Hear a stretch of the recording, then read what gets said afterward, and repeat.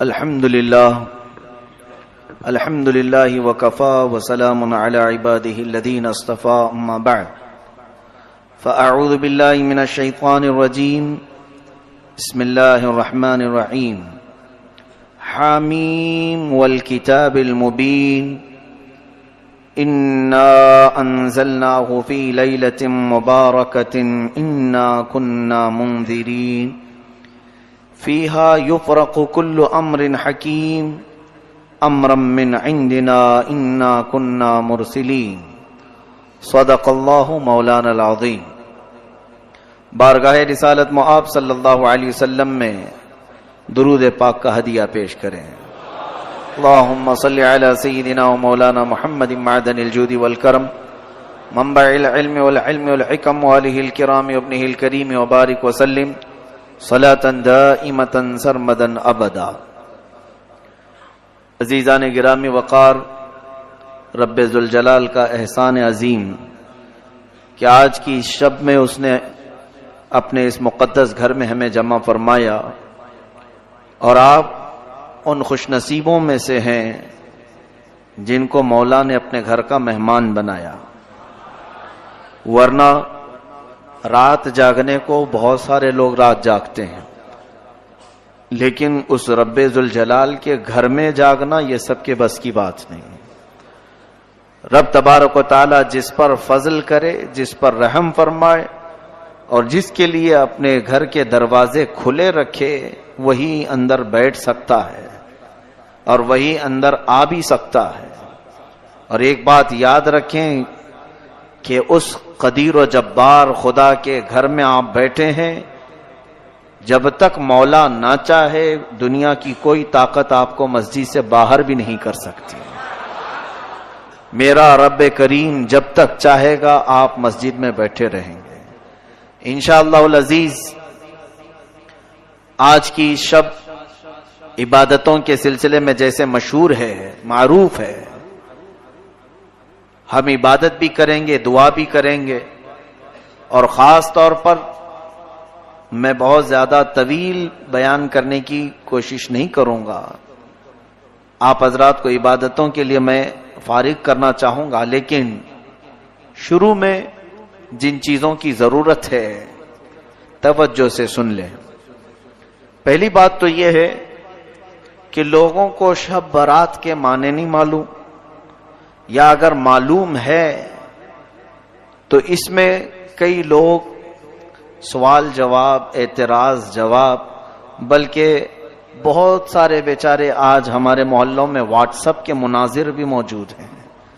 مناظرے، بڑے بڑے مناظرے ہو جاتے ہیں واٹس ایپ کے اندر یا فیس بک کے اندر، ایسا لگتا ہے کہ سارے علم کا خزانہ انہی کے پاس آیا ہوا ہے۔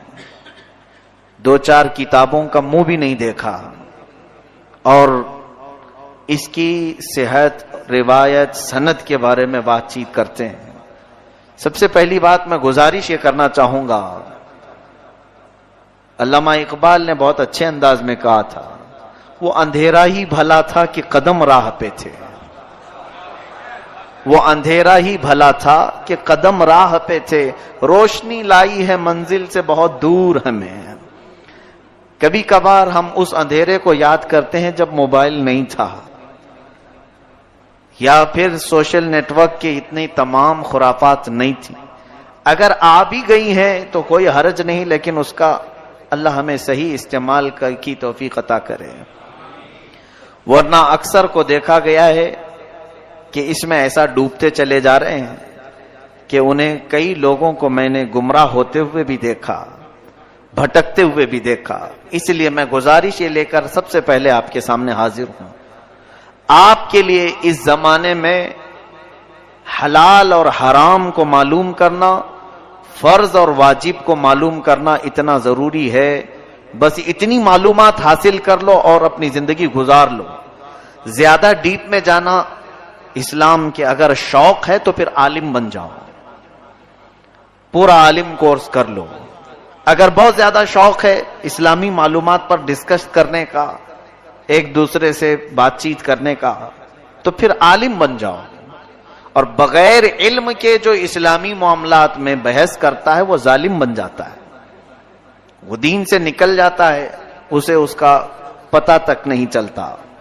آج کچھ لوگ سب سے پہلے شب برات پر اعتراض کر رہے ہیں، اور ہوگا بھی بہت سارے لوگوں کو، اس لیے کہ نوری محفل پہ چادر تنی نور کی، جس کے متعلق کہا گیا کہ نور پھیلا ہوا آج کی رات ہے، وہ تو صرف مدینہ مسجد میں نظر آ رہی ہے،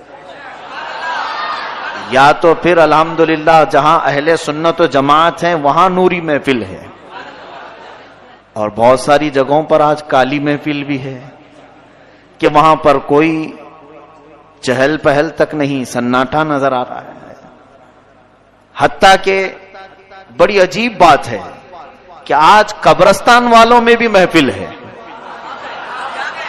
آج کی رات تو قبرستان میں بھی چہل پہل ہے، مردے بھی خاموش نہیں ہیں، لیکن دنیا میں رہتے ہوئے کچھ لوگوں کی مسجدیں قبرستان سے بھی بدتر بنی۔ پہلی بات، میں دلیلوں کی طرف آؤں گا کہ شب برات کہاں سے ثابت ہے، قرآن سے ثابت ہے کہ حدیث سے ثابت ہے۔ لوگ ان تمام معاملات پر اتنا ڈسکس کر رہے ہیں، خرافات اور خواہ مخواہ کی ذہنی خلیش میں مبتلا ہیں۔ ان کے لیے میں چند چیزیں لے کر کے آیا ہوں۔ پہلی بات تو یہ ہے، مجھے معلوم ہے، یہ میری فیلڈ نہیں کہ میں ممبر رسول پر بیٹھ کر جب تقریر کرتا ہوں تو میری عادت یہ ہوتی ہے کہ آپ کو جس چیز کی ضرورت ہے وہ ضرورت میں پوری کر کے جاؤں، آپ کو جن معاملات کی ضرورت ہے میں وہ دینا چاہتا ہوں گفتگو سے۔ لیکن کچھ لوگوں کو سند، روایت، ثبوت، پروف کی ضرورت پڑتی ہے، تو در حقیقت یہ جگہ نہیں ہے وہ تمام چیزیں پیش کرنے کی۔ پھر بھی آج ریکارڈنگ ہو رہی ہے، میں چاہوں گا کہ ان سب کے سامنے یہ چیزیں بھی پیش کریں، اس لیے کہ کچھ لوگوں نے یہ چیلنج کیا قرآن و حدیث سے یہ ثابت نہیں شب برات، یہ جھوٹا الزام ہے، قرآن سے ثابت نہیں، حدیث سے ثابت نہیں۔ سب سے پہلے میں نے خطبے کے بعد آیت پڑھی، اللہ تعالیٰ فرماتا ہے، یہ 26ویں پارے کی آیت، حامیم والکتاب المبین، 25ویں پارے میں، انا انزلناہ فی لیلۃ مبارکۃ انا کنا منذرین، اللہ فرماتا ہے اور کتاب مبین کی قسم، اللہ تعالیٰ نے قرآن عظیم کی قسم یاد فرمائی، اس کے بعد فرماتا ہے کہ ہم نے اس کو مبارک رات میں نازل فرمایا۔ اس کے متعلق دو قول ہیں، مفسرین فرماتے ہیں لیلۃ مبارکہ جو قرآن میں لفظ آیا ہے اس سے مراد شب قدر بھی ہے، اور بعض مفسرین فرماتے ہیں اس سے مراد شب برات بھی ہے، کیونکہ آگے کی آیت میں رب تعالیٰ فرماتا ہے فیہا یفرق کل امر حکیم، اس رات میں ہر حکمت والے معاملے کی تقسیم ہوتی ہے۔ رب تبارک و تعالیٰ اپنی جانب سے جو معاملات تقسیم فرماتا ہے وہ آج کی رات یہ ہو گئی قرآن پاک سے۔ میں نے آیت تلاوت کی ہے، جسے چاہیے وہ بعد میں ریکارڈنگ سے حاصل کر لے۔ اب شعبان کی اس 15ویں شب کا اہتمام کرنا، پہلی بات ثبوت کی طرف بعد میں چلتے ہیں۔ اپنے دل سے پوچھو کہ یہاں کون سا غلط کام ہو رہا ہے؟ کیا تمہارا ضمیر اس بات کو گوارا کرتا ہے کہ تمہاری اس پوری محفل کو کوئی یہ کہے یہ گندی محفل ہے؟ معاذ اللہ رب العالمین، مسجد میں بیٹھنا، اللہ تعالی کا ذکر سننا، یا پھر عبادت کے لیے رات جاگنا، ذکر کرنا، تسبیح کرنا، چھوڑو کسی بھی ثبوت اور سند کے بغیر تم اپنے دل سے پوچھو کیا یہ غلط راستہ ہو سکتا ہے؟ مسجد میں ڈھول بج رہے ہیں، یہاں باجے بج رہے ہیں، یا یہاں پر کوئی جوا کھیل رہا ہے، کوئی حرام کاری ہو رہی ہے، یا تو میرے مولا کو یاد کیا جا رہا ہے، رسول کریم صلی اللہ علیہ وسلم کی شان بیان کی جا رہی۔ تو حدیث پاک میں تو یہ ہے، اللہ کے نبی صلی اللہ علیہ وسلم فرماتے عند ذکر الصالحین تنزل الرحمہ، جب اللہ کے نیک بندوں کا ذکر ہوتا ہے تو رحمتیں اترتی ہیں۔ نیک بندوں کا ذکر ہوتا ہے، صالحین کا، تو جو نیکوں کا امام محمد الرسول اللہ صلی اللہ علیہ وسلم کا ذکر جس محفل میں ہو رہا ہو تو کیا وہ محفل رحمتوں سے جھما جھم نہیں برس رہی ہوتی؟ سب سے پہلی چیز تو یہ ہے کہ عقلی دلیل ہے، میں نے آپ کو سوچنے کی دعوت دی ہے.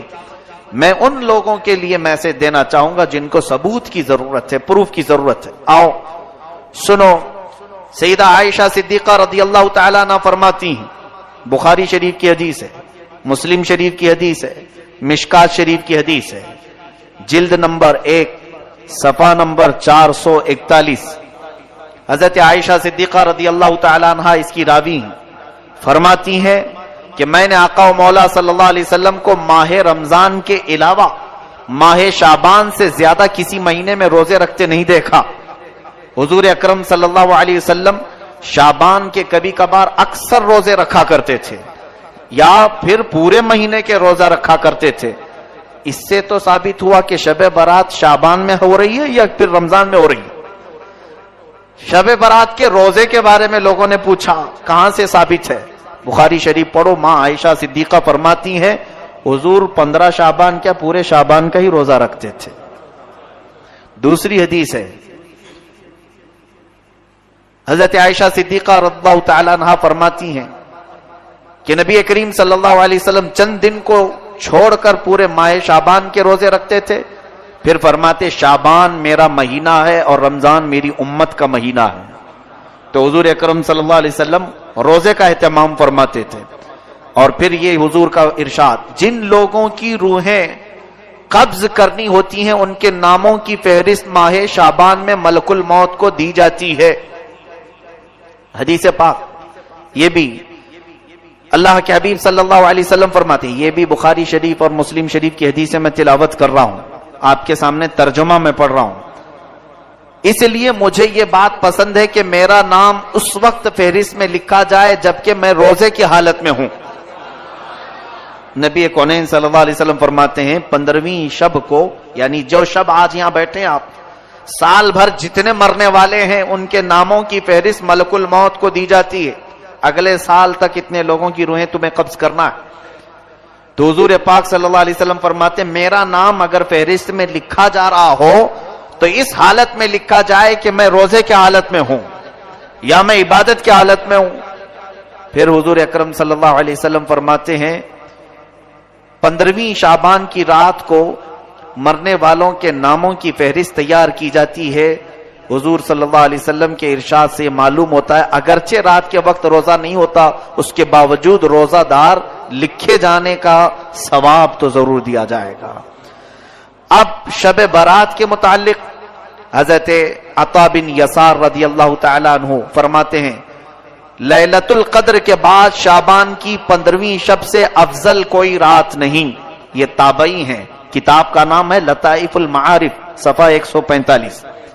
اس کے بعد حضور اکرم صلی اللہ تعالی علیہ وسلم کی طرف سے جو یہ رات جاگنے کے متعلق, عبادت کے متعلق, اب سنیے کچھ اور دلیلیں. ایک بڑی حدیث ہے, حضور پاک صلی اللہ تعالی علیہ وسلم زیارت قبور کے لیے بھی تشریف لے جایا کرتے تھے, اور اس رات کو جانے کے متعلق بھی 2 حدیثیں میں آپ کے سامنے تلاوت کرتا ہوں. علامہ ابن الحاج مالکی رحمۃ اللہ علیہ شب برات کے متعلق لکھتے ہیں کوئی شک نہیں کہ یہ رات بڑی بابرکت ہے.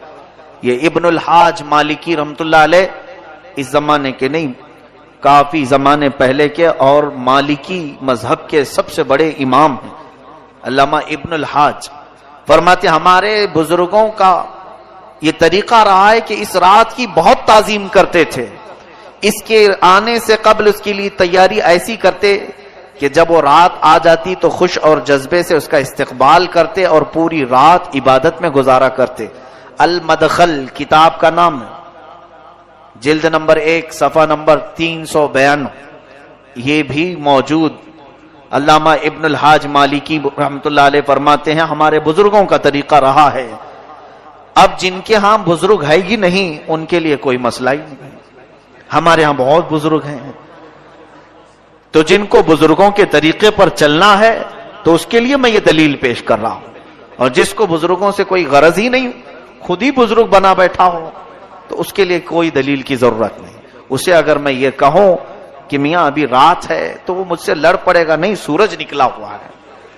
ایسوں کو دلیل کی ضرورت نہیں ہوتی. آقا و مولا صلی اللہ علیہ وسلم نے زیارت قبور کی متعلق جو حدیث پاک ہے، علامہ شیخ عبدالحق محدث دہلوی رحمۃ اللہ علیہ فرماتے ہیں جو شخص شعبان کی 15ویں رات میں شب بیداری کرے تو یہ فعل احادیث کی مطابقت میں بالکل مستحب ہے۔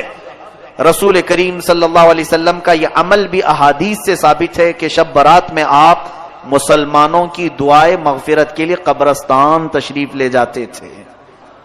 یہ علامہ شیخ عبدالحق محدث دہلوی رحمۃ اللہ علیہ اس بزرگ کا نام میں لے رہا ہوں جن کے متعلق تمام دیوبندی حضرات کا بھی اتفاق ہے، اہل حدیث جماعت کا بھی اتفاق ہے، اہل سنت و جماعت بھی شیخ عبدالحق محدث دہلوی کو اپنا امام تسلیم کرتے ہیں۔ وہ بغیر اختلاف کے لوگوں کے نزدیک بالکل مستند عالم دین ہیں۔ ان کی بات میں نے یہاں پر پیش کی۔ آپ فرماتے ہیں کہ ہر 15ویں شب شعبان کی رسول کریم صلی اللہ علیہ وسلم قبرستان تشریف لے جایا کرتے تھے۔ اس کے علاوہ غوث پاک کی لکھی ہوئی کتاب ہے، سرکار شیخ عبد القادر جیلانی رضی اللہ تعالی۔ ہمارے لیے اتنی دلیل بہت بڑی ہے، بلکہ ہمارے لیے تو بس اتنی بات ہے کہ محلے کا امام کہہ دے تو بھی ہم چل پڑتے ہیں، لیکن بہرحال لوگوں کو قائل کرنے کے لیے بڑے بزرگوں کی بات پیش کرنی ہوتی ہے۔ سنیں، غنیت الطالبین صفحہ نمبر 250، حضرت حسن بصری رضی اللہ تعالیٰ عنہ کا ایک واقعہ نقل کرتے ہوئے فرماتے ہیں جب آپ شب برات میں گھر سے باہر تشریف لائے تو آپ کا چہرہ یوں دکھائی دیتا تھا جس طرح کسی کو قبر میں دفن کرنے کے بعد باہر نکالا گیا ہو۔ آپ سے اس کا سبب پوچھا گیا تو آپ نے فرمایا خدا کی قسم میری مثال ایسی ہے جیسے کسی کی کشتی سمندر میں ٹوٹ چکی ہو اور وہ ڈوب رہا ہو اور بچنے کی کوئی امید نہ ہو۔ پوچھا گیا آپ کی ایسی حالت کیوں ہے؟ فرمایا میرے گناہ یقینی ہیں لیکن اپنی نیکیوں کے متعلق میں نہیں جانتا کہ وہ مجھ سے قبول کی جائیں گی یا پھر رد کر دی جائیں گی۔ یہ علامہ امام حسن بصری رضی اللہ تعالی مشہور تابعی فرماتے ہیں شب برات کو آپ اتنا خوف سے باہر گھر سے نکلتے تھے ایسا لگتا تھا جیسے کسی قبر سے مردے کو اٹھایا گیا ہے۔ آپ سے پوچھا جاتا تھا کہ آپ کی حالت ایسی کیوں ہے؟ وہ فرماتے تھے کہ خوف کی وجہ سے، گناہ میرے یقینی ہے مجھے معلوم ہے لیکن نیکیوں کے بارے میں مجھے معلوم نہیں کہ وہ قبول ہوئی کہ نہیں ہوئی۔ گناہ تو پکا معلوم ہے کہ گناہ ہے، نیکی تو میں نے کر لیا، قبول ہوئی کہ نہیں یہ معلوم نہیں۔ اس خوف سے آج کی رات میں کانپ جایا کرتا ہوں کہ آج رب تعالیٰ کے ہاں سے احکام نازل ہوتے ہیں۔ یہ غنیت الطالبین سرکار غوث العظم دستگیر رضی اللہ تعالیٰ عنہ کی لکھی ہوئی کتاب میں ہے۔ اب قرآن پاک کے بعد بزرگوں کے بعد علامہ قرطبی رحمۃ اللہ علیہ کی تفسیر مشکات شریف کی حدیث جلد نمبر 1 صفحہ نمبر 277۔ بعض لوگوں کو یہ عادت ہے جھوٹے اس طرح سے بیان کرتے ہیں۔ بہت سارے لوگ انٹرنیٹ کے مبلغ یا پھر واٹس ایپ اور فیس بک کے بڑے چیٹر لوگوں کو ایسا بیوقوف بناتے ہیں۔ میں آپ کو جو چیز پیش کر رہا ہوں اوتھینٹک ہے، مجھ سے سوال کر سکتے ہیں آپ بعد میں بھی۔ مشکات شریف حدیث کی بڑی کتاب ہے، اس کی پہلی جلد صفحہ نمبر 277۔ حضرت عطا بن یسار رضی اللہ تعالیٰ فرماتے ہیں شعبان کی 15ویں رات میں اللہ تعالیٰ ملک الموت کو ایک فہرست دے کر حکم فرماتا ہے جن جن لوگوں کے نام اس میں لکھے ہیں ان کی روحوں کو آئندہ سال تک مقررہ وقتوں پر قبض کر لو۔ تو اس شب میں لوگوں کے حالات یہ ہوتے ہیں کہ کوئی باغیچے میں درخت لگانے کی فکر کر رہا ہے، کوئی شادی کی تیاریوں میں مصروف ہوتا ہے، کوئی کوٹھی بنگلہ بنوا رہا ہوتا ہے، حالانکہ ان کے نام مردوں کی فہرست میں لکھے جا چکے ہوتے ہیں۔ یہ حدیث کا ترجمہ میں نے پڑھا ہے، مشکات شریف کی حدیث۔ اس کے بعد مصنف عبد الرزاق، یہ بھی کتاب حدیث کی ہے، جلد نمبر 4 صفحہ نمبر 317، یہ حدیث کی کتاب ہے۔ فرماتے ہیں حضرت اس کے بعد اور ایک کتاب الجامع لاحکام القرآن شعب الایمان للبیہقی، امام بیہقی رحمۃ اللہ تعالی علیہ کی کتاب، حدیث کی بہت مشہور و معروف کتاب، تقریباً 12 جلدوں پر ایک کتاب ہے۔ شاید یہاں بہت سارے لوگ دیکھے بھی نہیں ہوں گے اس کتاب کو، بڑی کتاب ہے امام بیہقی کی شعب الایمان، اس میں فرماتے ہیں حضرت عثمان بن محمد رضی اللہ عنہ سے مروی ہے، سرکار مدینہ صلی اللہ علیہ وسلم نے فرمایا ایک شعبان سے دوسرے شعبان تک لوگوں کی زندگی منقطع کرنے کا وقت اس رات میں لکھا جاتا ہے، یہاں تک کہ انسان شادی بیاہ کرتا ہے اور اس کے بچے پیدا ہوتے ہیں، حالانکہ اس کا نام مردوں کی فہرست میں لکھا جا چکا ہوتا ہے۔ شعبان کے متعلق اتنی حدیثیں ہیں کہ بیان کروں تو ابھی صبح ہو جائے۔ ابھی سنیں اور تھوڑی بات، یہ مغفرت کی رات ہے۔ شب برات کی خصوصیت کے متعلق حضرت عائشہ صدیقہ رضی اللہ تعالی عنہ سے ایک روایت ہے، فرماتی ہیں 15ویں شب شعبان کی میں رات کو بیدار ہوئی تو دیکھا حضور صلی اللہ علیہ وسلم نہیں تھے میرے حجرے میں، میں ڈھونڈتی ہوئی باہر نکل آئی تو دیکھا کہ حضور پاک صلی اللہ علیہ وسلم جنت البقیع میں ہے، قبرستان، تو جنت البقیع قبرستان سے باہر نکل رہے تھے، تو حضرت عائشہ ڈھونڈتی ہوئی وہاں تک پہنچی، رسول کریم صلی اللہ تعالی علیہ وسلم سے آپ نے پوچھا کہ آقا و مولا اس وقت آپ کا یہاں آنا؟ حضور کرم صلی اللہ علیہ وسلم نے حضرت عائشہ سے کہا تم اتنی گھبراتی کیوں ہو؟ کیا تمہیں اس بات کا ڈر ہے کہ اللہ اور اس کے رسول تمہارے ساتھ کوئی خلاف فیصلہ کریں گے؟ تو حضرت عائشہ صدیقہ فرماتی نہیں، میں یہ دیکھنے آئی تھی کہ کہیں آپ دوسری اہلیہ محترمہ کے پاس آرام فرما ہوں گے۔ حضور اکرم صلی اللہ علیہ وسلم فرماتے ہیں، سنیے جو حدیث کا اصل بیان کرنا ہے مجھے، فرماتے ہیں بے شک اللہ تعالی شعبان کی 15ویں شب، یہ الفاظ پر توجہ دیں، یہ حدیث پورے بیان کا خلاصہ ہے، لب لباب مغز یہی ہے۔ حضور اکرم صلی اللہ علیہ وسلم فرماتے ہیں بے شک اللہ تعالی شعبان کی 15ویں شب آسمان دنیا پر نزول فرماتا ہے۔ کئی آسمان ہیں، 7 آسمان ہیں، دنیا کا جو آسمان ہے وہ پہلا آسمان ہے۔ حدیث پاک میں آسمان دنیا یعنی دنیا کا یہ جو پہلا آسمان ہے اس پر نزول فرماتا ہے، اور قبیلہ بنو کلب کی بکریوں کے بالوں سے زیادہ لوگوں کی مغفرت فرماتا ہے۔ یہ کیا ہے قبیلہ بنو کلب؟ عرب میں ایک خاندان رہا کرتا تھا جس قبیلے کا نام، خاندان کا نام بنو کلب، وہ بکریاں پالتے تھے اور ان کی بکریوں کے بڑے بال ہوتے تھے، یعنی گھنے بال ہوتے تھے۔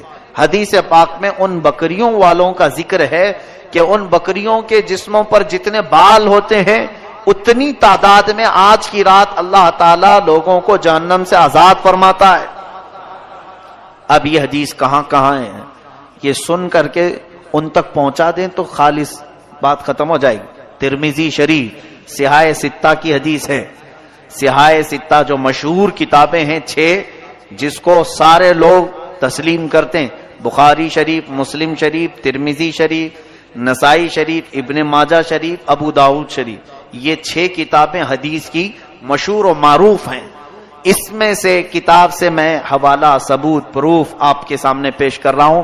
ترمذی شریف جلد نمبر 1 صفحہ نمبر 156، دوسری بھی سیاہ ستہ سے ہی پیش کر رہا ہوں، یہی حدیث سیم ٹو سیم حدیث حضرت عائشہ کی، ابن ماجہ صفحہ نمبر 100، تیسری کتاب سیم ٹو سیم یہی حدیث مسند امام احمد بن حنبل رضی اللہ عنہ، جن کو غیر مقلد اور اہل حدیث بہت مانتے ہیں، اہل حدیث حضرات بھی بہت مانتے ہیں، مسند امام احمد بن حنبل سے پیش کر رہا ہوں، وہ تقریباً 20 یا 25 جلدوں کی کتاب ہے۔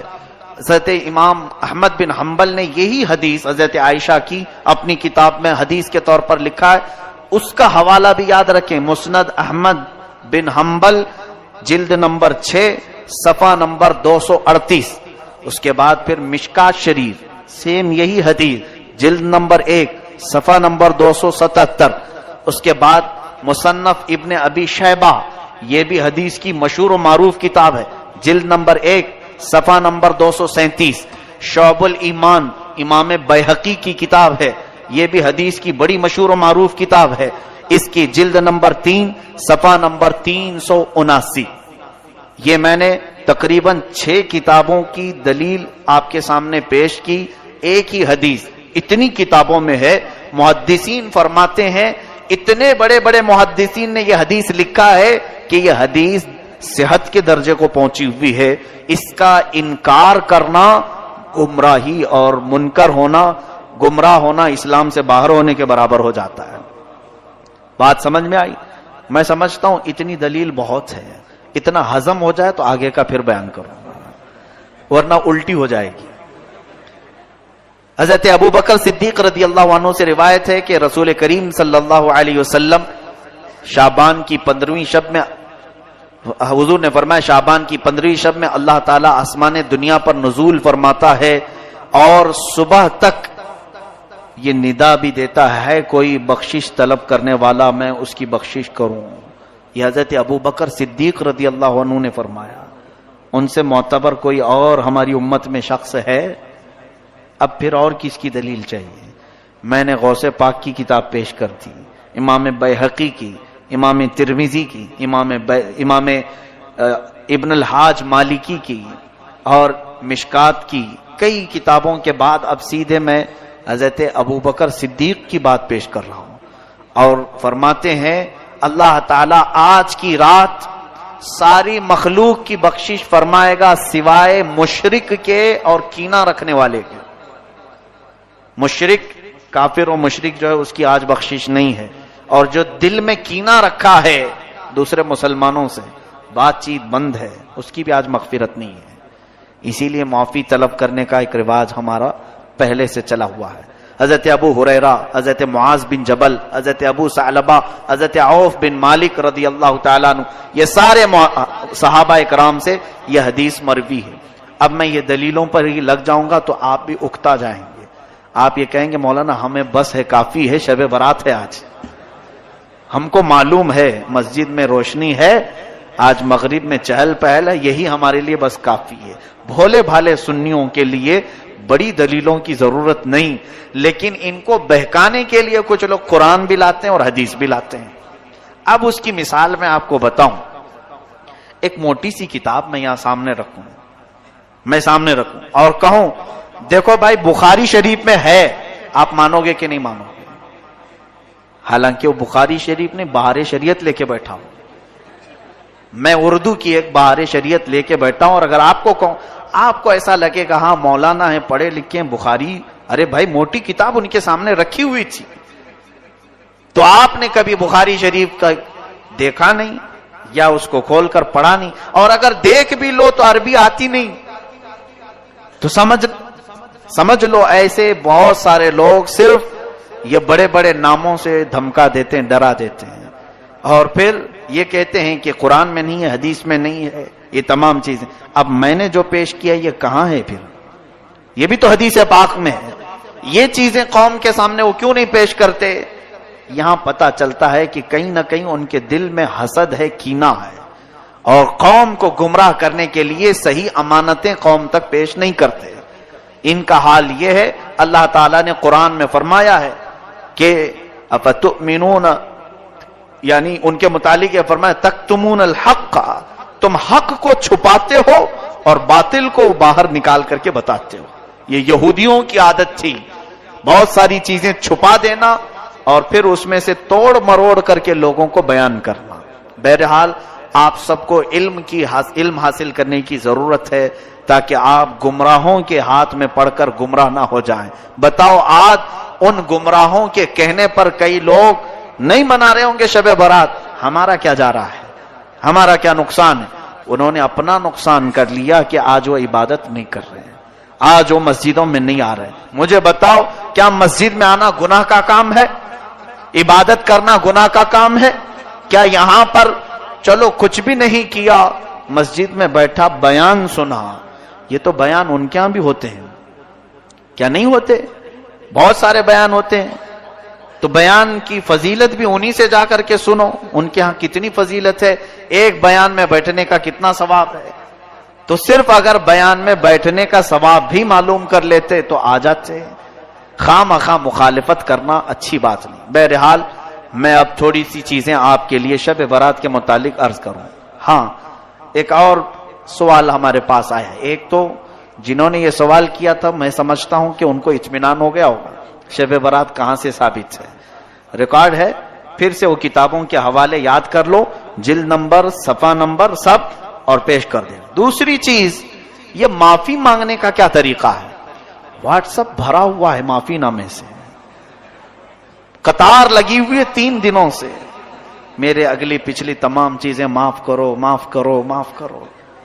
اچھا کام ہے، یعنی معافی طلب کرنے کا یہ طریقہ اختیار کیا گیا، جس کو دیکھو اور بیچارہ لکھتا بھی نہیں، کاپی پیسٹ ادھر سے اٹھائے ادھر کر دے، لکھنے کی بھی کسی کے اندر اتنی ہمت بھی نہیں ہے۔ ذرا آپ اس کے متعلق سوچو، صحیح ہے ہمارے بزرگوں کا یہ طریقہ رہا، حدیث پاک ابھی میں نے سنایا، جس کے دل میں کینہ ہو آج اس کی مغفرت نہیں ہوگی۔ کینہ کہتے ہیں مسلمانوں سے قطع تعلق کرنا۔ مسلمانوں میں بہت سارے ایسے ہیں جو اپنے رشتوں کو چھوڑ کر بیٹھے ہوئے ہیں، بھائی بہن سے بات نہیں کر رہا ہے، بہت تو ایسے ہیں ماں بیٹوں میں بات چیت بند ہے۔ معاذ اللہ رب العالمین، حدیث پاک میں ہے جس نے دنیا میں صلہ رحمی رشتے کو قطع کیا، کٹ کیا، قیامت کے دن اسے کاٹ کر دوزخ میں ڈال دیا جائے گا۔ صلہ رحمی کو قطع کرنے والا، حضور نے یہ بھی فرمایا جس نے 3 دن سے زیادہ اپنے بھائی سے ترک تعلق کیا وہ میری امت میں سے نہیں ہے۔ یہ بڑی وعیدیں ہیں، اس لیے بزرگوں نے ایک طریقہ اپنایا تھا، آج کی رات جو کچھ بھی ہوا پچھلا سب بھول جاؤ، معافی طلب کرنے کے لیے ہم رب کے حضور آتے ہیں مغفرت کے لیے، لیکن اگر ہمارے پاس 2 چیزیں ہیں، نمبر 1 شرک اگر کیا ہو تو بخشش کی سوال ہی نہیں، دوسری چیز اگر کینہ ہے دل میں دوسرے کے متعلق، اپنے بھائیوں کے متعلق، تو بھی بخشش کی یہاں پر ممانعت کر دی گئی، مغفرت نہیں ہوگی۔ تو بزرگوں نے یہ عادت ڈالی تھی امت مسلمہ کو کہ یہ شب برات آنے سے پہلے پہلے اپنے دل کے کینوں کو صاف کر لو، معافی طلب کر کے صاف ستھرے ہو جاؤ، تاکہ آج بٹنے والی مغفرت تمہیں بھی مل جائے۔ آج رب تبارک و تعالیٰ کے ہاں جب اعلان ہو رہے ہو ناموں کا کہ فلاں جہنم سے آزاد ہے، فلاں آزاد ہے، فلاں آزاد ہے، تو ہو سکتا ہے ہمارا بھی نام اس فہرست میں شامل ہو جائے۔ یہ 2 چیزوں سے ہم کو آزاد ہو کر کے مسجد میں آنا تھا، لیکن اس کا یہ طریقہ اپنائیں گے کہ جس کو سوشل میڈیا میں نے دیکھا لکھا ہوا بھی آ رہا ہے، ریکارڈ بھی آ رہا ہے، ویڈیو بھی آ رہے ہیں، ساری طریقے ان لوگوں نے بنا کر رکھے ہیں، پورا کا پورا بازار گرم ہے۔ واٹس ایپ میں معافی مانگنے سے کون سی معافی ہے، بلکہ دل کرتا بھی نہیں ہے۔ ایسے ایک گروپ کے ساتھ سارے لوگوں کو ٹک کیا اور بھیج دیا ایک ساتھ، اسے معلوم بھی نہیں کتنوں کے پاس گیا ہے۔ معافی طلب کرنے کا یہ طریقہ ہے۔ معافی کیوں طلب کی جاتی ہے یہ آپ کو اچھی طرح سے معلوم ہے، کس کا دل آپ نے دکھایا ہے۔ اگر ایسا ہی ہوتا تو بزرگان دین یہ فرماتے کہ جاؤ ایک چٹھی میں لکھ کر کے چوک پر لگا دو کہ جس کو بھی میرے سے تکلیف ہو مجھے معاف کرتا ہوا جائے۔ ایسا بھی تو ہو سکتا تھا، باہر سرکل پہ چوک پہ ایک چٹھی میں لکھ کر کے لگا دیتے، میں نے جس کا بھی دل دکھایا ہو مجھے معاف کر کے چلا جائے۔ یہ معافی طلب کرنے کا طریقہ نہیں ہے، بذات خود اس سے معافی طلب کریں جس کے ساتھ آپ کا معاملہ ہوا ہے، اس کے پاس جائیں، یہاں پر نفس جانے نہیں دے گا۔ یہی بات تو ہے۔ میں آپ کو بتاؤں، جتنی جلدی آپ یہ معافی نامہ بھیجیں کسی کو کہ مجھے معاف کر دیں، اسی جگہ پر ایک دوسرا سولوشن میں آپ کو بتاؤں، یہی فون تمہارے ہاتھ میں ہے، واٹس ایپ کے ذریعے سے استعمال کر رہے ہو اور فلاں کو بھیج رہے ہو مجھے معاف کر دینا، وہیں اگر تم اس کے نمبر پر کال کر کے بات کر لیتے اسے کہ آج شب برات آنے والی ہے مجھے تھوڑا معاف کر دو، پچھلے کئی باتیں تمہارے سے سخت ہو گئی، اس کے لیے دل نہیں مانے گا۔ بات چیت کر لیتے، تمہارا دل نہیں مانے گا، چھوڑو بھیج دیتے ہیں، دیکھے تو ٹھیک ہے، نہیں تو کوئی بات نہیں۔ یہ جو ہے نفس نے تمہیں اس طرح سے کرنے کی عادت ڈالی۔ نفس امارہ یہ نہیں چاہتا ہے کہ کسی کے سامنے جھک جائیں ہم۔ معافی طلب کرنے میں نفس کی شرمندگی ہے، اور رب تبارک و تعالی یہی چاہتا ہے کہ تم اپنے نفس کو جھکاؤ۔ اپنے نفس کو جب تک تم نہیں جھکاؤ گے تو معافی کی کوئی امید ہی نہیں۔ یاد رکھنا قیامت کے دن یہی حقوق العباد تمہیں جہنم میں لے کے چلے جائیں گے۔ اس کا حق مارا، اس کو ستایا، اس کو پریشان کیا، اگر یہ قیامت کے دن سب کھڑے ہو گئے تو پھر ان سب کو تمہیں نیکیاں بانٹنی پڑیں گی جو جو نیکیاں کیے تھے، اور اگر نیکیاں کچھ ہے نہیں تو ان کے گناہ اٹھا کر تمہارے اوپر ڈالے جائیں گے۔ یہ حقوق العباد میں یہی ہوگا قیامت کے دن۔ اس لیے اگر معافی مانگنے کا شوق ہے، بلکہ مانگنا چاہیے بھی، اس طرح سے نہیں، جاؤ ملاقات کرو۔ اگر ملاقات کرنا پاسبل نہیں، ممکن نہیں، تو فون پہ بات کر سکتے ہیں آپ، ان سے فون پہ بات کریں اور معاملات طے کریں کہ آپ دل سے مجھے معاف کریں اور مجھ سے جو ہو سکا میں آپ کو معاف کرتا ہوں۔ یہ تمام چیزیں اچھی چیزوں میں سے ہیں، آپ اس کی عادت ڈالیں۔ یہ سب برے رواج ہیں واٹس ایپ میں، ابھی پتہ نہیں کیا کیا گھومے گا، بہت سارے، بلکہ اس زمانے کی سب سے بڑی بلا ہے یہ بلا ہے، گھروں میں ایسی گھسی ہوئی ہے، لوگ دور دور بلاؤں کو دور کرنے کی دعائیں کر رہے ہیں اور سب کے ہاتھ میں بلا ہے۔ اس کا استعمال بڑے غلط انداز میں، کیونکہ اللہ تعالیٰ قرآن میں فرماتا ہے ان الذین یحبون ان تشیع الفاحشۃ فی الذین آمنوا لہم عذاب علیم فی الدنیا والآخرہ، بے شک وہ لوگ جو ایمان والوں میں بری خبریں پھیلاتے ہیں، دنیا اور آخرت میں اللہ ان کے لیے دردناک عذاب رکھا ہے۔ تو یہ پھیلانے والا سب سے بڑا کام سوشل میڈیا کر رہا ہے۔ ٹھیک ہے، اچھی باتیں پھیلائیں، لیکن آتھینٹک ہوں، پروف والی ہوں، پھیلائیں، نشر و اشاعت میں ثواب ہے، لیکن اس طرح کی بغیر پروف والی چیزیں، یا کہیں سے کسی کا آ گیا اور اس نے دھمکی دے کر کے آپ کو میسج کیا، اگر نہیں آگے بڑھاؤ گے تو 7 لوگ مر جائیں گے، 9 لوگ مر جائیں گے، آپ ڈر گئے۔ اور ایسے بلیک میل اتنے ہوتے ہیں۔ اگر سچی محبت ہو تو آگے بڑھاؤ، سچی محبت ہو، ساری محبت واٹس ایپ میں دکھانی ہے؟ سچی محبت ہو تو آگے بڑھاؤ، اللہ کو ایک مانتے ہو تو آگے بڑھاؤ، معاذ اللہ رب العالمین۔ تو کیا یہ واٹس ایپ میرے جنت میں جانے کا ٹھیکیدار ہے؟ اس کو میں کیوں بتاؤں کہ میں اللہ کو ایک مانتا ہوں یا نہیں مانتا ہوں؟ میرا مولا جانتا ہے، ہم جس کے لیے ایمان لائے ہیں وہ رب جلیل بہتر جانتا ہے۔ ہم نبی کونین صلی اللہ علیہ وسلم سے محبت کرتے ہیں، اس کے متعلق کوئی بھی اس طرح سے ٹارچر نہ کرے ایک دوسرے کو، ایسے جو بھی میسج آئیں اس کو آگے نہ بڑھاؤں، ورنہ گناہ میں برابر کے شریک آپ بھی ہوں گے۔ آپ نے میسج لکھا نہیں لیکن دوسرے کا آیا ہوا بڑھا دیا تو پکڑ تو آپ کی بھی ہوگی قیامت کے دن، کیونکہ برائی پھیلانے میں آپ نے جو تعاون کیا۔ اللہ تعالیٰ ان تمام بری بلاؤں سے ہماری حفاظت فرمائے۔ عزیزان گرامی وقار، شب برات میں آج رزق کی تقسیم ہوتی ہے۔ ہمارے ناموں کے متعلق آج فرشتوں کو یہ بتایا جاتا ہے کہ فلاں بن فلاں اس سال یہ معاملات کرے گا، اس کے حصے میں اتنا رزق دیا جائے گا، اور پھر پتہ نہیں ہمارا نام مرنے والوں میں بھی لکھا جا سکتا ہے۔ آج ہمارے سال کی ایک کتاب بند ہو گئی، یہ رب ذوالجلال کی بارگاہ میں پیش ہو گئی کہ پچھلے سال اس بندے نے یہ سارے کام کیے ہیں۔ آپ کو بھی معلوم ہے، مجھے بھی معلوم ہے میں نے کیا کیا کیے، آپ نے کیا کیا کیے۔ اب آج کی رات صرف یہ احساس بھی ہو کہ بارگاہ الہی میں میری کتاب پیش ہوئی ہے پچھلے سال کی، میں نے کیا کیا کیا تھا سب فرشتوں نے بتا دیا۔ ویسے رب کو بتانے کی ضرورت بھی نہیں، مگر مولا فرشتوں کو گواہ بناتا ہے، تم بھی بتاؤ کہ فلاں فلاں بندے نے کیا کیا کیا ہے پچھلے سال کا، سب انہوں نے پیش کر دیا۔ اب رب تبارک و تعالیٰ کا حکم نازل ہو رہا ہوگا کہ یہ بندہ جس نے پچھلے سال یہ تمام کام کیے، اب اگلے سال اس کے یہ معاملات ہیں، اس کے لیے اتنا رزق لکھو، اس کے لیے اتنی برکت لکھو، اور اس کو ذلیلوں میں لکھو، اس کو عزت والوں میں لکھو، اور اس کو زندہ رہنے والوں میں لکھو، اس کو بیمار لکھو، اور اس کے بعد اس کو مرنے والوں میں لکھو۔ یہ تمام معاملات آج رب ذوالجلال فرشتوں کو بتا رہا ہوگا۔ قدیر و جبار خدا کے فیصلے نازل ہوتے ہیں، اور فرشتے لے کر کل سے پھر ایکٹیو ہیں، وہ اپنی ڈیوٹی پر مامور ہیں۔ ہمیں یہ معلوم نہیں کہ ہمارا نام کن چیزوں میں لکھا گیا ہے۔ آج کی شب ہمیں برکت والوں میں نام ہمارا آیا ہے، بیماروں میں آیا ہے، یا پھر صحت مندوں میں آیا ہے، نیکیوں میں رہنے والوں میں ہمارا نام شامل کیا گیا ہے یا نہیں، ہم میں سے کسی کو اس بات کا علم نہیں۔ اور جب معلوم نہ ہو کر کے ہمارے اندر اکڑ اتنی ہے، ہم غرور اور تکبر کے ساتھ زمین پر ایسے چلتے ہیں جیسے لگتا ہے کہ جنت ہمارے لیے واجب ہوگی. جنت تو ہماری ہی ہے.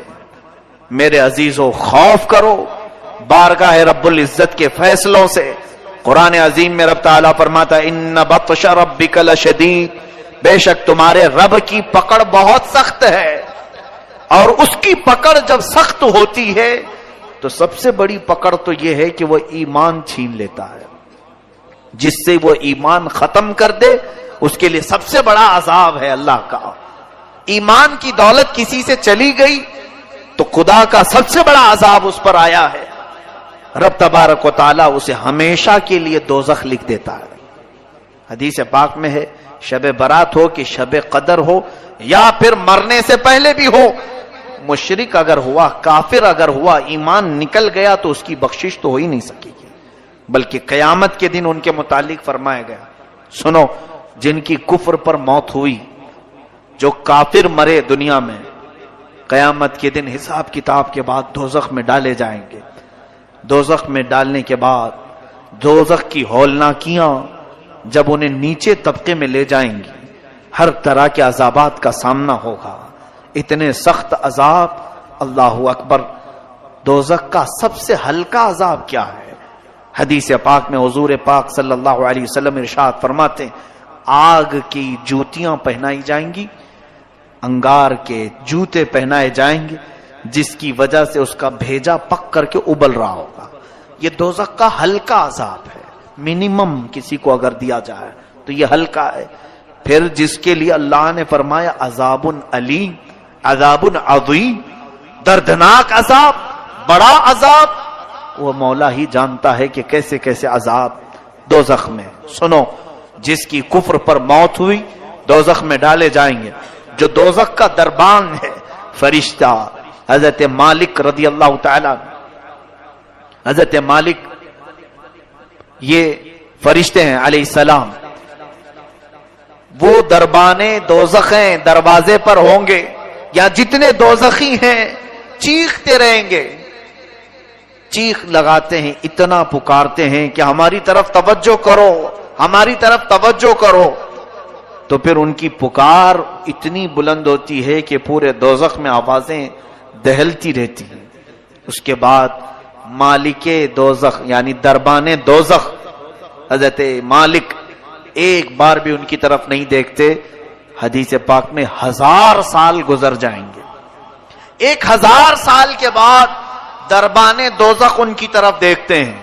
کیا بات ہے، کیوں چلا رہے ہو تم لوگ؟ 1000 سال کے بعد تب اہل دوزخ کہتے ہیں اے مالک، اے دربان دوزخ، ہم رب ذوالجلال سے بات کرنا چاہتے ہیں، ہمارے معاملے میں کچھ سفارش کرو. رب تبارک و تعالیٰ سے ہم کچھ کلام کرنا چاہیں گے کہ وہ ہمیں یہاں سے نکالے. حضرت مالک کہتے ہیں ٹھیک ہے، تمہاری بات میں مولا تک پہنچا دوں گا، رب تعالیٰ تک پہنچا دوں گا. تو اس کے بعد حدیث پاک میں پھر 1000 سال گزر جاتے ہیں. حضرت مالک کی طرف سے کوئی جواب نہیں آیا. دوزخیوں کی طرف دوبارہ وہ توجہ کرتے ہیں، کیا بات ہے؟ تو دوزخیوں نے کہا کہ اے مالک، ہم رب سے بات کرنا چاہتے ہیں.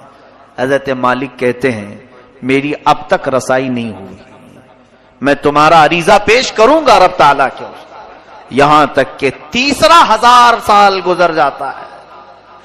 یہ دوزخ میں جلتے رہیں گے، اسی طرح عذاب میں مبتلا رہیں گے.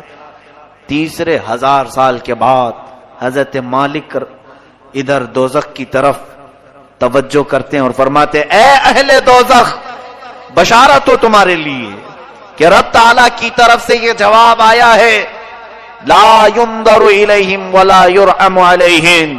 ان کی طرف نہ دیکھا جائے گا نہ ان کی طرف رحم کیا جائے گا. مولا نہ تم سے بات کرنا چاہتا ہے اور نہ تم پر رحم کرنا چاہتا ہے. اب بند کرو آواز. فرمایا گیا حدیث پاک میں مایوس ان کے چہرے لٹک جائیں گے.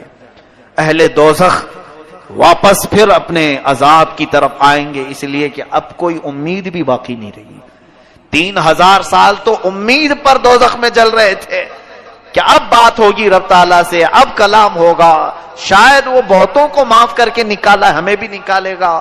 لیکن جواب یہ آیا کہ یہ سب اب جو موجود ہیں یہ کفر کی حالت میں مرے ہوئے ہیں، یہ شرک کی حالت میں مرے ہوئے ہیں۔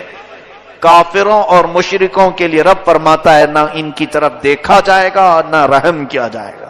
ان اللہ لا یغفر ان یشرک بہ ویغفر ما دون ذلک لمن یشاء، شرک کو اللہ معاف نہیں کرے گا، اس کے علاوہ جو بھی ہے جسے چاہے رب تعالیٰ معاف کرے گا۔ یہ قرآن میں اللہ فرماتا ہے۔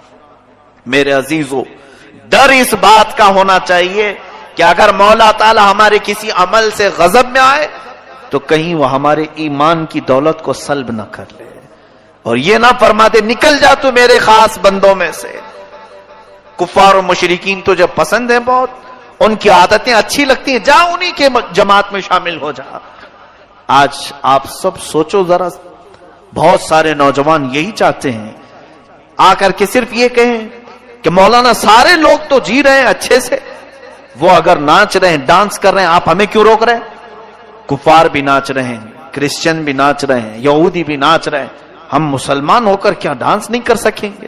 ٹھیک ہے، تمہارا سوال یہ دنیا میں سارے لوگوں کو شراب پیتے ہوئے دیکھا، ہم آپ کو منع کر رہے ہیں تو برا لگا۔ یہ دنیا کا فیشن ہے، آپ نہیں سمجھ سکو کہ آپ پرانے لوگوں میں سے ہیں۔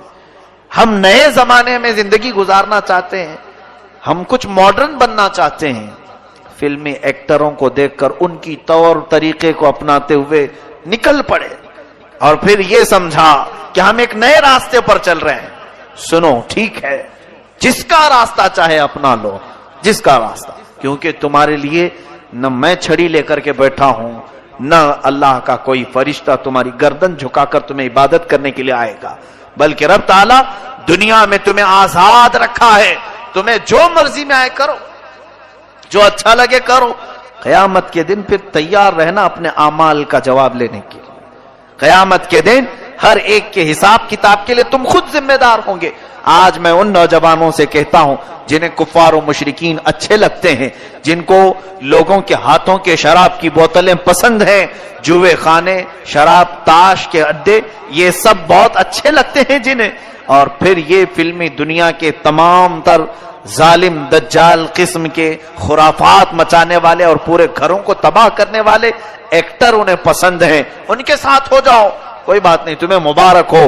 قیامت کے دن کہا جائے گا جن کے ساتھ تو دنیا میں رہنا پسند کرتا تھا، آج ان کا ہاتھ پکڑ، وہ جہاں جا رہے وہیں چلا جا، آج وہ جہاں جا رہے وہیں چلا جا، وہاں سے ہاتھ چھڑا کر کے تم تو بھاگو گے نہیں، میں تو رسول اللہ کا امتی ہوں، میں میرے آقا کے پاس آؤں گا، میں اپنے نبی کا نام لیوا ہوں۔ سنو، حدیث پاک میں یہ دوڑتا ہوا آئے گا، امتی تو ہے۔ حضور اکرم صلی اللہ تعالی علیہ وسلم کے قریب آتے ہی حضور پاک سے عرض کرتا ہے، رو کر کے، چلا کر کے، مجھے فرشتے دوزخ کی طرف کھینچ رہے ہیں، بچا لیجیے۔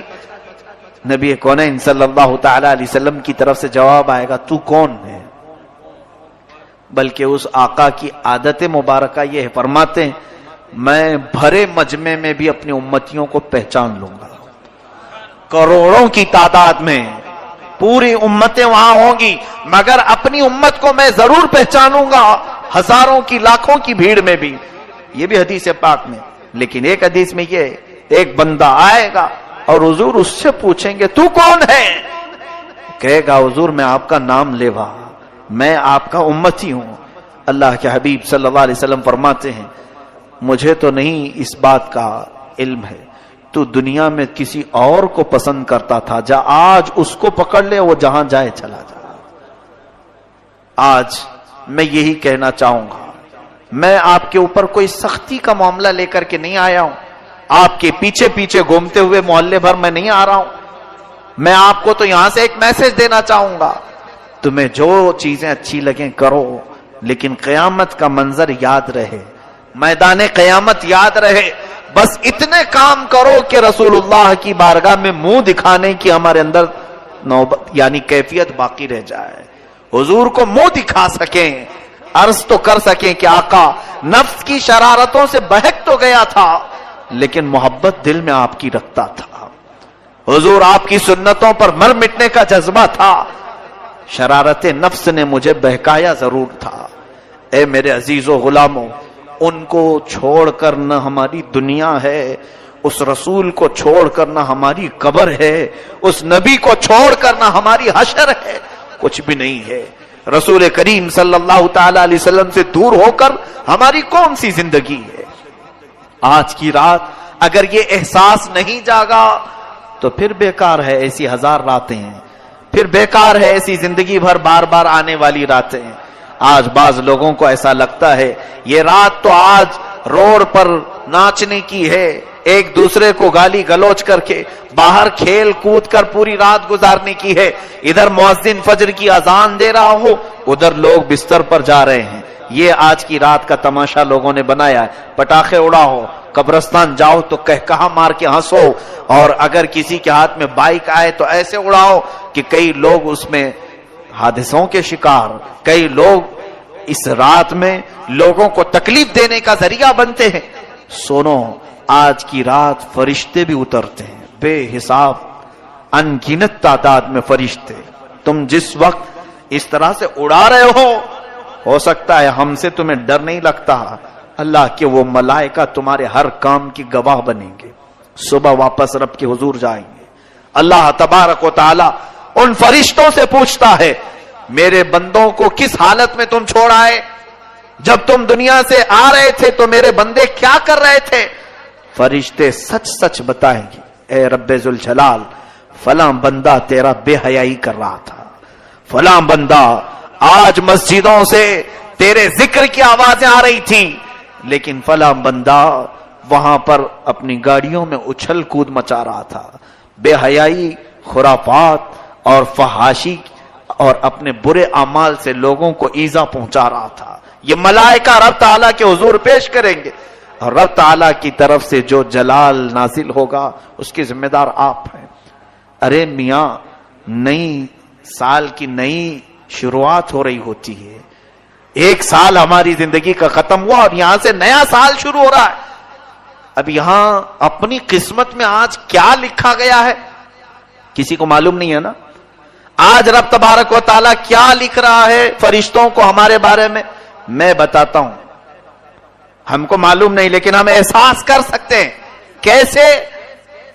میں فجر کی نماز میں حاضر ہوا، میں بارگاہ الہی میں شکر بجا لاؤں گا کہ مولا میرے اس سال کی پہلی نماز تو نے لکھ دی ہے، اور جو سویا اور جو بھاگا وہ خود پہچان لے کہ کل کی رات میری کتاب میں بے حیائی لکھ دی گئی ہے، محرومی لکھ دی گئی ہے، اسی لیے مجھے مسجد سے باہر کیا گیا۔ میں بیٹھا تو تھا، مجھے مسجد میں رب تعالیٰ نے صبح نہیں بلایا، اس کا مطلب ہے کل کی کتاب میں مجھے محروم لکھا گیا ہے۔ کتنے محروم لکھے جائیں گے ان کو خود معلوم ہوگا کل کی دن، اور کل کا دن کس حالت میں گزر رہا ہے یا آپ کو خود پتا چلے گا کہ آج میری زندگی کے کتاب جو نئی شروع ہو رہی ہے اس کے پہلے پیج پر فرشتے کیا لکھیں گے کل۔ اگر روزے سے ہیں تو الحمدللہ شکر بجا لاؤ، اے رب قدیر تیرا احسان ہے، میرے اس نئے سال کے پہلے دن تو نے روزہ لکھ دیا ہے، روزہ لکھا ہے۔ اور جس نے کل کا دن گانے سننے میں گزارے، بے حیائی دیکھنے میں گزارے، بہت سارے لوگ تو پلان بناتے ہیں ان دنوں میں سینما جانے کا، عیدوں تہواروں کو لوگ سمجھتے ہیں کہ یہ سینما بھی نہیں کرنا چاہیے۔ ان کے لیے بھی یہ بات سمجھ لو کہ یہ وہ لوگ ہیں جن کو آج کی رات رب تبارک و تعالیٰ اپنی رحمت سے دور کر دیا ہے۔ فرشتوں کو حکم دے دیا گیا کہ ان کے نام بدبختوں میں لکھے جائیں، حرما نصیبوں میں لکھے جائیں، کمبختوں میں لکھے جائیں۔ جنہوں نے کل کا دن گزارا انہیں خود پتا چل جائے گا کہ آج کی رات ہمارے بارے میں کیا لکھا جا رہا ہے۔ اور کل جو اچھے سے دن گزار لیا، میں باقی پورے سال کی بات تو نہیں کرتا، لیکن سال کی شروعات جس کی اچھی ہوئی، رب کی ذات سے امید ہے کہ سال پورا اچھا گزرے گا۔ ہماری کتاب کی شروعات پہلا پیج اگر اچھا لکھا گیا، میرے رب کی ذات سے یقین ہے کہ آگے کے صفحے بھی اچھے ہی لکھے جائیں گے۔ اور جس کا پہلا پنہ بگڑ گیا ہے، ہوتا اسی یہ ہے، کتاب میرے سامنے لا کر پیش کر دی گئی، ایک بھری کتاب کھولا میں نے، اس کے پہلے پیج پر گالیاں لکھی گئی، بند کر دیا. یہ کون بدبخت مجھے کتاب دے دیا؟ کس چیز کی ہے؟ میں آگے کیوں پلٹوں؟ پہلے پیج پر اتنی غلاظت لکھی ہے. اے رب قدیر کے حضور مغفرت طلب کرنے والوں، آج رب تبارک و تعالیٰ سے اتنی طلب کر لو کہ ہماری نئی کتاب کا پہلا پنہ نیکیوں سے بھر جائے، نیکیوں سے بھر جائے. اس کے لیے آپ کو عملی میدان میں بھی آنے کی ضرورت ہے. یہ رہی بات ہمیں خوف کی، احساس کی. اب رزق کی تقسیم ہو رہی ہے. پورا سال کچھ لوگ بے برکتی کی شکایت کرتے رہے، ہماری روزی بند ہے، دکان بند ہے، تجارت بند ہے. ایک بات یاد رکھو، جتنا تمہارے مقدر میں لکھا جائے گا اتنا مل کے رہے گا. چاہے تم 1000 لوگوں کو بولو یا 1 کو بولو یا 70 کو بولو، جتنا ملنا ہے وہ آج بٹ گیا. تو کیوں دوسروں کو بول کر مطلب ہے؟ آپ کو ایسا لگتا ہے 4 لوگوں کو بولوں گا تو میرا رزق بڑھ جائے گا؟ آج جو دکان بند پڑی ہے یا کم دھندا ہو رہا ہے، میں اور 5-6 لوگوں کو بولوں تو کچھ اور بڑھ جائے گی. تمہارے حصے میں جو لکھا گیا آج کی رات وہ اگلے سال تک تمہیں مل کر رہے گا. لو لگاؤ اور اس رب ذوالجلال کی طرف، ملے تو اس کا شکر ہے، نہ ملے تو اس کے دربار میں دعا ہے. لوگوں سے ہمیں کچھ بھی نہیں ہوگا. ما یفتح اللہ للناس من رحمت فلا ممسک لها وما یمسک فلا مرسل له من بعد. اللہ فرماتا ہے اللہ نے جن انسانوں کے لیے اپنی رحمت کے دروازے کھول دیے اسے کوئی بند نہیں کر سکتا. وما یمسک فلا مرسل لها. اللہ فرماتا ہے اور جس کے لیے رب نے بند کر دیا کوئی نہیں کھولے گا. چاہے کوئی بابا ہو، کوئی کسی طرح کا عامل ہو، کسی کی بند روزی کو اگر رب نے بند کر دیا تو کوئی نہیں کھولے گا. یہ یقین رکھ کر کے چلو، ہمارے حصے میں آج جو رزق بٹ رہا ہے وہ ہمیں اتنا مل کر رہے گا. لوگوں سے شکایت نہ کریں. حضرت موسیٰ کلیم اللہ علیہ الصلوۃ والتسلیم کے زمانے میں ایک معاملہ ایسا پیش آیا تھا کہ ایک فیملی کو، ایک خاندان کو آپ نے دیکھا، شوہر، بیوی اور ایک بچہ، بہت غریب تھے، صرف کپڑے آدھے پہنے ہوئے تھے، ایک چادر تھی ان کے پاس، تینوں اوڑے ہوئے تھے. حضرت موسیٰ علیہ السلام کا گزر ہو رہا تھا تو وہ رو رہے تھے. پوچھا کیوں رو رہے ہو؟ کہا ہم بہت غریب ہیں، محتاج ہیں، مفلس ہیں، دعا کرتے ہیں. حضرت موسیٰ علیہ السلام نے دعا کے لیے ہاتھ اٹھائے. رب تبارک و تعالیٰ فرماتا ہے اے موسیٰ ان کے حق میں یہی بہتر ہے. وہ کھا پی رہے ہیں، زیادہ مالدار ہونے کی وہ دعا کروا رہے تھے کہ کچھ اچھا مال مل جائے، ہم بھی بڑے گھر میں جئیں. سب کے لیے عبرت ہے اس میں. رب تعالیٰ نے فرمایا اے موسیٰ ان کے لیے وہ زندگی بہتر ہے. تو وہ بندوں کو حضرت موسیٰ علیہ السلام نے کہا کہ رب کا یہ حکم ہے کہ تم اسی پر گزارا کرو. وہ تینوں کہتے ہیں برسوں سے گزارا کر رہے ہیں، ہم نے آپ سے ریکویسٹ کی تھی آپ کچھ دلا دیں گے. تو حضرت موسیٰ علیہ السلام پھر رب تعالیٰ کے حضور گڑ گڑانے لگے اے مولا تو اپنے فضل سے کچھ تو عطا کر دے، کچھ زیادہ دے دے، تیرا محبوب نبی عرض کر رہا ہے. رب تعالیٰ نے فرمایا اے موسیٰ جاؤ، ٹھیک تمہارے کہنے پر میں انہیں عطا کروں گا. جاؤ ان سے کہہ دو تینوں کو میں نے ایک ایک مرتبہ مانگنے کی اجازت دی. وہ جو مانگیں گے ایک مرتبہ وہ دے دوں گا. ایک ایک دعا تینوں کو دی گئی، آپشن. یعنی اللہ تعالیٰ نے سیدھے من و سلوہ نہیں اتارا، تینوں کے لیے کپڑے نہیں اتارا، بلکہ آپشن دے دیا کہ جو مانگنا ہے ایک بار میں مانگ لو. مرد کو ایک بار کی دعا، عورت کو ایک بار کی دعا، بچے کو ایک بار کی دعا. ایک ایک چانس ہے تینوں کو، جو مانگنا ہے مانگ لو. یہ میرے مولا کی حکمت ہے، رب تبارک و تعالیٰ کی حکمت ہے. حضرت موسیٰ علیہ السلام نے کہا کہ تمہیں تو بہت بڑی چیز مل گئی.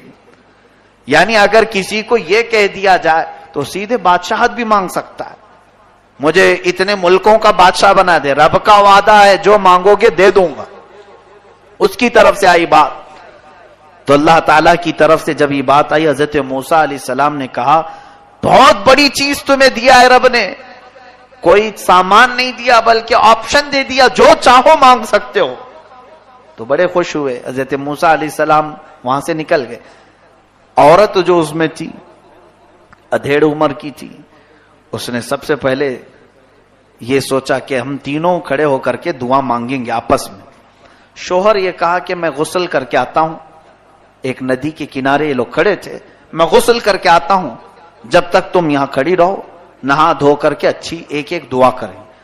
ایک گھر مانگے گا, ایک مال مانگے, اور ایک سواریاں مانگے, سب کچھ آ جائے گا. تو تینوں کا فیصلہ ہوا. وہ نہانے کے لیے چلا گیا. عورت کو صبر کہاں, اور عورت کی ایک عادت یہ ہے, وہ چھوٹا بننے کی بہت کوشش کرتی ہے. عورتوں کی ایک فطرت ہے. بڑی سی بڑی عورت کو بھی اگر چھوٹی کہہ دو تو بہت خوش ہو جاتی ہے. یہ عادتیں ہیں. اب وہ بیچاری صبر نہ کھائی. اسی وقت اس کے پاس جو ایک آپشن تھا, اس نے کہا بیٹا اور اس کا باپ مل کر کے جو مانگنا ہے مانگ لیں گے, میں اپنا آپشن مانگ ہی لیتی ہوں. اے اللہ مجھے ایک حسین و جمیل چھوٹی عمر کی لڑکی بنا دے. دعا قبول ہو گئی. وہ بہت حسین و جمیل بن گئی, خوبصورت اتنی شہزادی, نوجوان, اور چہرہ چمک رہا تھا. اس کی خواہش پوری ہو گئی. بے صبراپن ہوتا ہے جب مل جائے تو مانگ لیا اس نے. اتفاق ایسا کہ ایک بادشاہ کا شہزادہ شکار پر ادھر آیا ہوا تھا. واپسی پر اس نے دیکھا بہت حسین و جمیل دوشیزہ ہمارے اس احاطے میں آئی کہاں سے. اس نے زبردستی اس خاتون کو اٹھوا لیا. وہ حالانکہ بھاگنے کا ارادہ نہیں کی, اپنے شوہر کے ساتھ رہنا تھا اسے, لیکن شہزادے کی بری نظر کی شکار ہو گئی. سپاہیوں نے اس خاتون کو اٹھایا زبردستی. بہت خوبصورت لڑکی بنی تھی, اپنی دعا سے مانگ لیا تھا.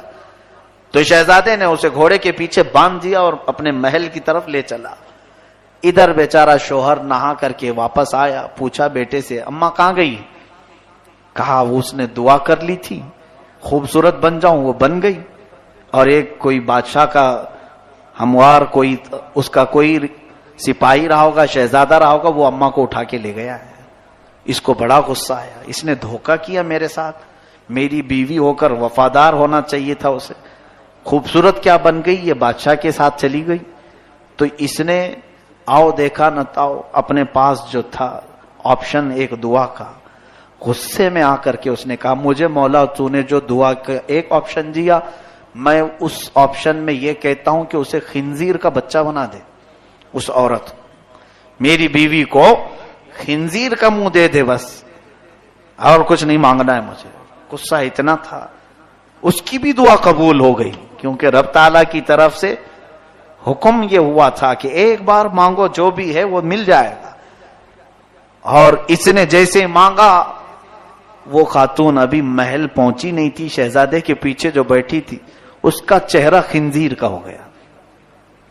غلیظ جانور کا چہرہ اور جسم بھونڈا. وہ بات چیت تو کر رہی ہے لیکن جانور کی شکل ہے. تو جیسے ہی وہ محل کے قریب پہنچے تو چھوٹے چھوٹے بچے سب مذاق اڑانے لگے. آج شہزادے صاحب نیا شکار لے کے آئے, یہ پتہ نہیں کیسا شکار ہے.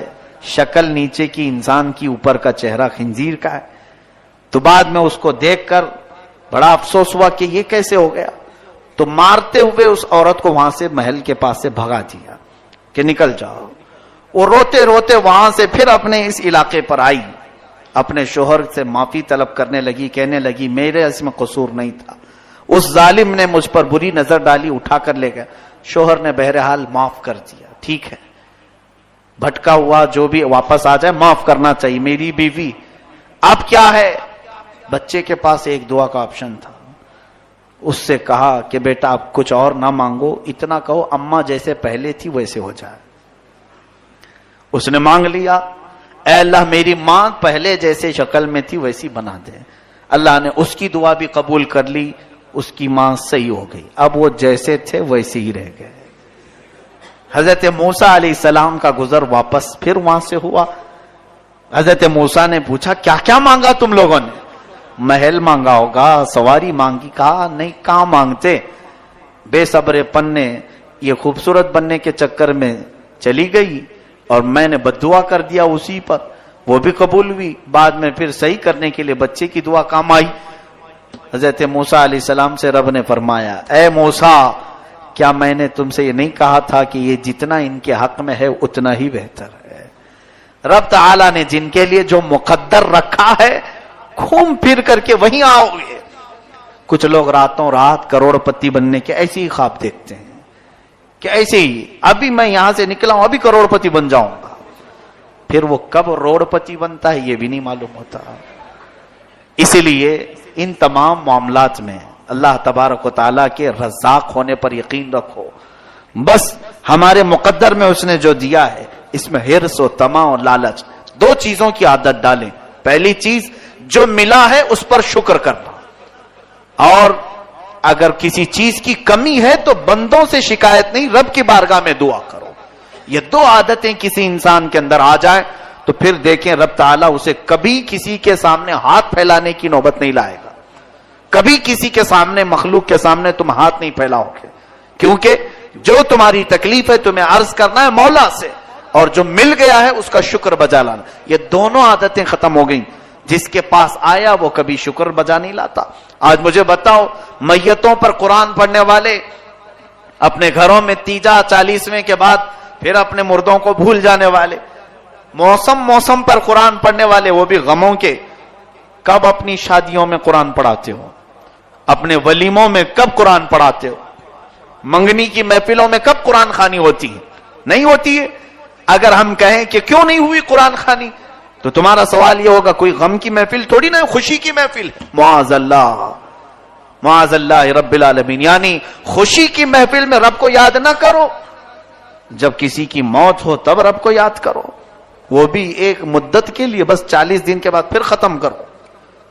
یہ زندگی گزارنے کا طریقہ ہے تو پھر تمہارے اندر رزق کی برکت کہاں سے آئے گی؟ بے برکتی کی شکایت جو آج ہے وہ ہمارے اپنے اعمال، ما اصابکم من مصیبت فبما کسبت ایدیکم، مولا فرماتا جو مصیبتیں تمہیں پہنچی ہیں یہ تمہارے اپنے ہاتھوں کی کمائی ہے۔ عادت یہ ڈالو، دکان والے، جاب والے یا پھر کسی بھی طرح کے لوگ، رات میں گھر آنا، تمہارے پاس چھٹے پیسے ہی کیوں نہ آئے، 1 روپیہ ہی آج کاروبار میں ہوا ہو اسے رکھو سامنے۔ میں ایک طریقہ بتا رہا ہوں تمہیں برکت کا، سونے سے پہلے اپنی وہ آج کی کمائی کو پاس رکھ کر 11 مرتبہ الحمدللہ الحمدللہ الحمدللہ کہو، اس لیے کہ رب کا وعدہ ہے لئن شکرتم لازیدنکم، اگر تم نے شکر بجا لایا میں اپنی نعمتیں بے حساب عطا کروں گا، زیادہ عطا کروں۔ جو کچھ بھی ملا ہے اسے رکھ کر کے شکر تو بجا لاؤ۔ لوگوں کو حساب کتاب دینے کے لیے اپنی چوپڑیاں لے کے تو گھومتے ہیں، سیٹ کو بتانا ہے، نوٹ بک میں موجود ہے ساری چیزیں، رب ذوالجلال کی عطا کی ہوئی نعمتیں اس سے کیوں نہیں عرض کرتے کبھی مسجد میں آ کر، اے رب کریم تیرا شکر ہے آج تو نے مجھے 54 عطا کی، آج 58 ملی ہے۔ نہیں، منہ پسور کر کے لوگوں سے بھاگتے ہیں، کچھ بھی نہیں ملا، ہائے ہائے دکان میں سب مندہ پڑا ہوا ہے۔ یہ شکایتیں بہت زیادہ ہیں۔ ہمارے متعلق آج جو فیصلہ ہو گیا ہے اتنا رزق ہمیں ملے گا، بلکہ احساس کے لیے میں آپ کو بتاؤں دن بھر کیا کیا کیا یہ بھی یاد رہنا چاہیے۔ صبح کی نماز بستر میں چلی گئی، ظہر میں آنے کا موقع نہیں ملا، عصر میں گاڑیوں میں ادھر ادھر گھومتے رہے، مغرب میں پھر بیزی رہے، اور ایسے میں تمہارا دن گزرا، پھر بھی اس مولا نے تمہیں کچھ نفع دیا اور شکایت کرتے ہو۔ حق ہی نہیں ہے ہمیں شکایت کرنے کا، رب تعالیٰ کے حضور آیا ہی نہیں، اس کی عبادت کا حق ادا ہی نہیں کیا، تو پھر ہم کو کیا حق بنتا ہے کہ اس سے شکایت کریں؟ مجھے کم دیا، آج مجھے آج کم ملا ہے، بولنے کا حق ہے۔ مجھے بتاؤ، کام کرنے کے لیے ہم نے مزدوروں کو لگایا ہے، ایک مزدور صبح 8 بجے آتا ہے اور شام تک 5 بجے تک کام کرتا ہے، اور اس کی روز کی ہم لوگوں نے اجرت طے کر رکھی ہے، 500 روپے تجھے دیں گے۔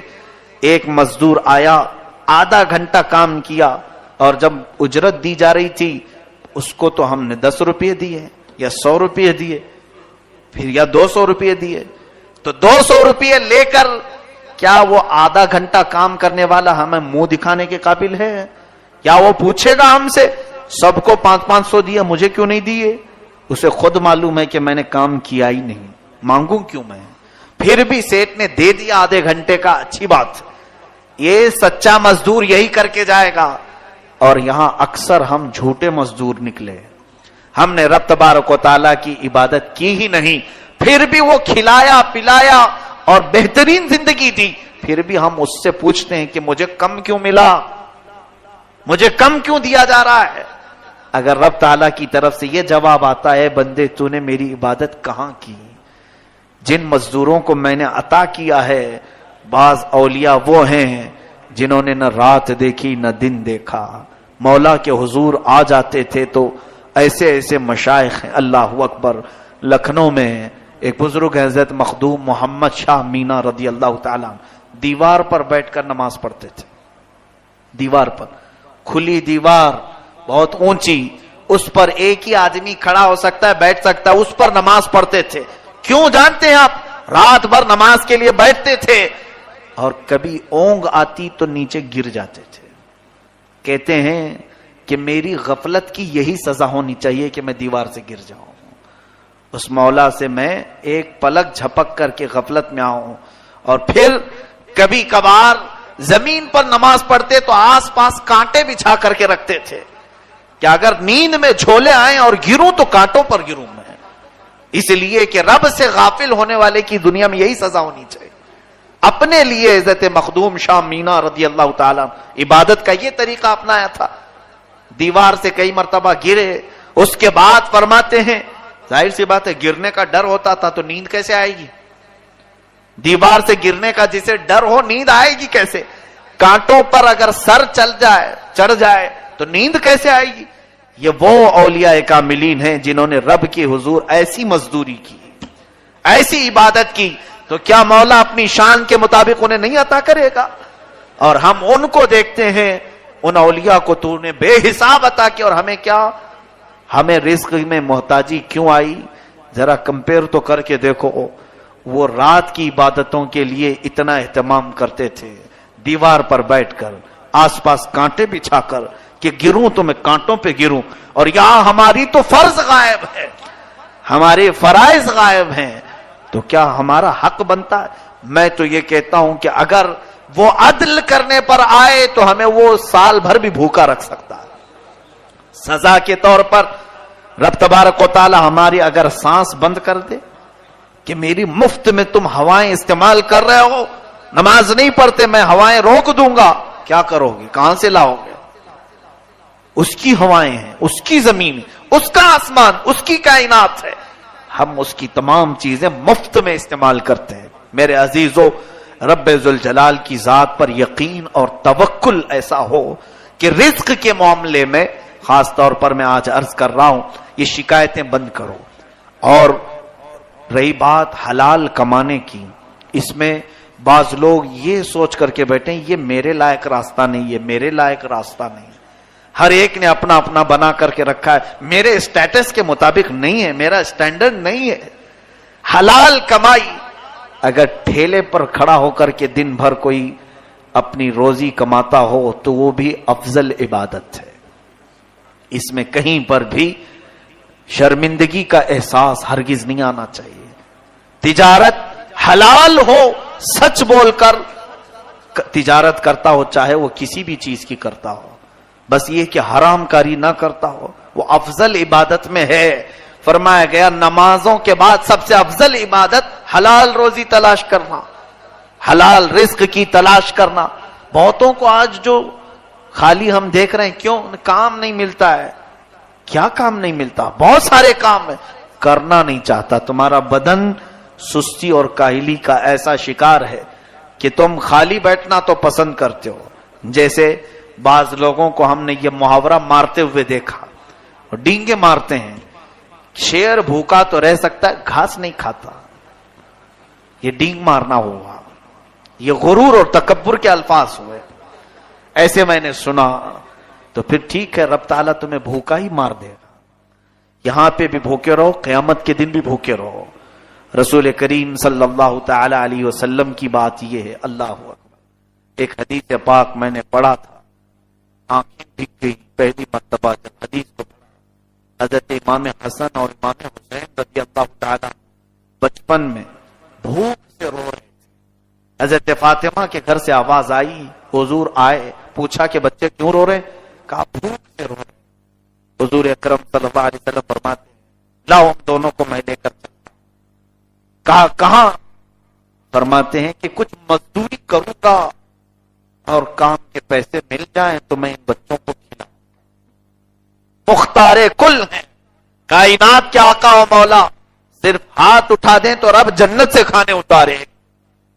وہ رسول مختار صلی اللہ علیہ وسلم اپنے دونوں شہزادوں کو لے کر چلے ہر ایک باغیچے والے کے پاس، کھجوروں کے باغیچے والے کے پاس. وہ کنویں میں سے پانی نکال کر باغیچے میں پانی ڈال رہا تھا. حضور اکرم صلی اللہ علیہ وسلم نے اس سے کہا باغیچے والے سے کہ میں مزدوری کرنا چاہتا ہوں، کیا تو مجھے موقع دے گا؟ اس نے کہا ٹھیک ہے، میرے پاس کام ہے، ایک بکیٹ پانی نکال کر کے ڈالو گے تو 2 کھجور دوں گا. ایک بکیٹ، ایک ڈول پانی کنویں سے کھینچ کے نکالو گے تو 2 کھجوریں دوں گا. رسول کریم صلی اللہ علیہ وسلم نے منظور فرما دیا. ڈول کو رسی باندھ کر حضور یہ ہے اجرت پر کام کرنا. حضور نے ڈول کو کنویں میں پھینکا اور نکالا اور ایک گھڑا پانی، ایک مٹکا پانی باغیچے میں بہایا. اس نے 2 کھجوریں لائی، 2 یا 4 کھجوریں دی. دوسرا ڈالا، پھر 4 کھجوریں دی. امام حسن کو کھلایا، امام حسین کو کھلایا. فرماتے ہیں شہزادے بیٹے یہ حلال کی کمائی ہے، یہ حلال کی کمائی ہے، کھاؤ.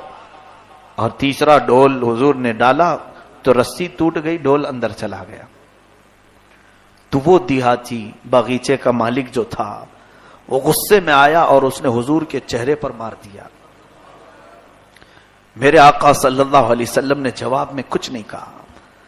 فرمایا کہ مجھے اندازہ نہیں تھا رسی ٹوٹ کر گر گئی. حضور اکرم صلی اللہ علیہ وسلم نے اس سے کہا، اس نے ہاتھ اٹھایا نبی کونین صلی اللہ علیہ وسلم پر. یہ نبی کونین صلی اللہ علیہ وسلم نے پوری امت کو درس دیا.